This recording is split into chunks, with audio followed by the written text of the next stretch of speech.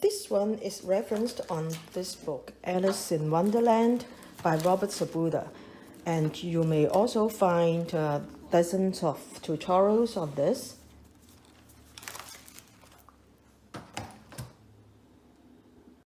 But the problem with this is that for this one, the original one, the poker cards can be stacked together or overlap with each other. But for this one, because I want to show every photo so that you can see more clearly, so I can't stack them up or overlap them too much. In some of the tutorials, people will teach you to make parallelograms or pyramids to glue on the arch.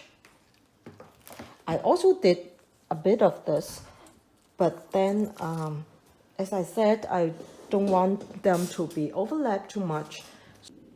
And also for those pyramids and parallelograms, you have to glue them on a goulie. Since I don't have that many layers, I don't have too many goulies, so I can't. Still, I want them the photos to be more dimensional, not a single flat layer. So I came up with the following idea. Use 2 strips,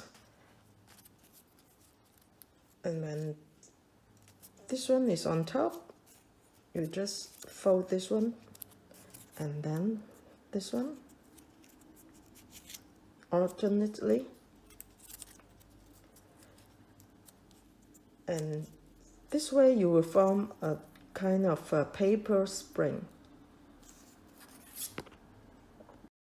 So you can see that like here, and some of the music notes like here, and some other places, actually here as well, so they look more dimensional. And still, you don't have to create so many goulies to glue the other mechanisms on.